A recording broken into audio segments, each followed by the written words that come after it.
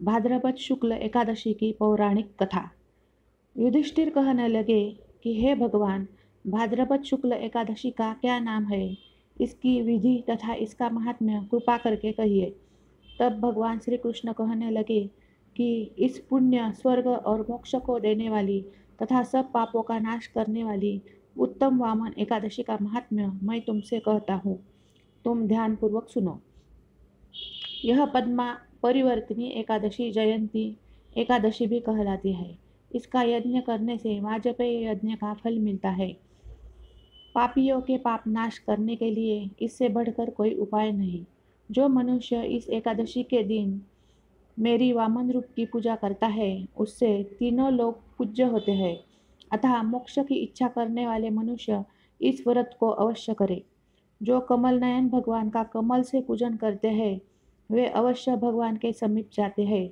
जिसने भाद्रपद शुक्ल एकादशी को व्रत और पूजन किया, उसने ब्रह्मा विष्णु सहित तीनों लोकों का पूजन किया।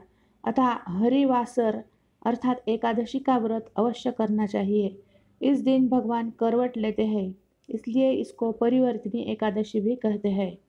भगवान के वचन सुनकर युधिष्ठिर बोले कि भगवान, मुझे अति संदेह हो रहा है कि आप किस प्रकार सोते और करवट लेते हैं तथा किस तरह राजा बलि को बांधा और वामन रूप रखकर क्या क्या लीलाएं की। चातुर्मास के व्रत की क्या विधि है तथा आपके शयन करने पर मनुष्य का क्या कर्तव्य है, सो आप मुझसे विस्तार से बताइए।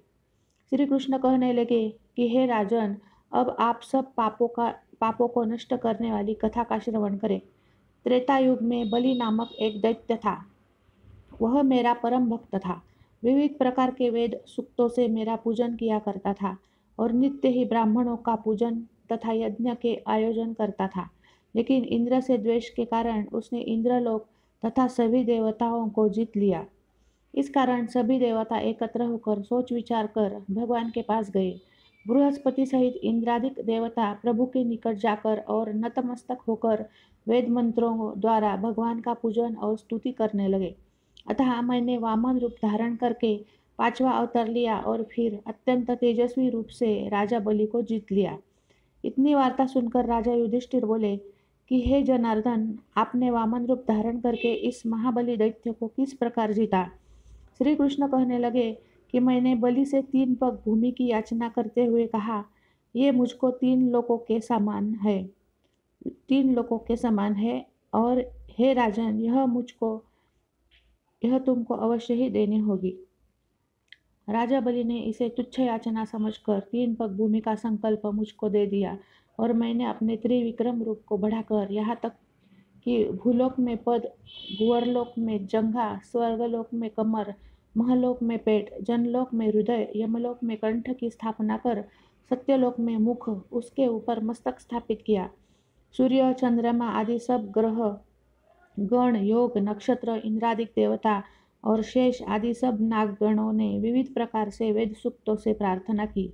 तब मैंने राजा बलि का हाथ पकड़कर कहा कि हे राजन, एक पद से पृथ्वी, दूसरे से स्वर्गलोक पूर्ण हो गए, अब तीसरा पग कहाँ रखूं। तब बलि ने अपना सिर झुका लिया और मैंने अपना पैर उसके मस्तक पर रख लिया, जिससे मेरा वह भक्त पाताल को चला गया। फिर उसकी विनती और नम्रता को देखकर मैंने कहा कि हे बलि, मैं सदैव तुम्हारे निकट ही रहूँगा। विरोचन पुत्र बलि के कहने पर भाद्रपद शुक्ल एकादशी के दिन बलि के आश्रम पर मेरी मूर्ति स्थापित हुई। इसी प्रकार दूसरी क्षीर सागर में शेषनाग के पृष्ठ पर हुई। हे राजन, इस एकादशी को भगवान शयन करते हुए करवट लेते हैं, इसलिए तीनों लोकों के स्वामी भगवान विष्णु का उस दिन पूजन करना चाहिए। इस दिन तांबा, चांदी, चावल और दही का दान करना उचित है। रात्रि को जागरण अवश्य करना चाहिए।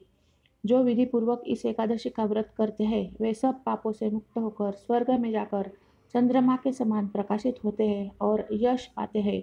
जो पापनाशक इस कथा को पढ़ते या सुनते हैं, उनको 1000 अश्वमेध यज्ञ का फल प्राप्त होता है।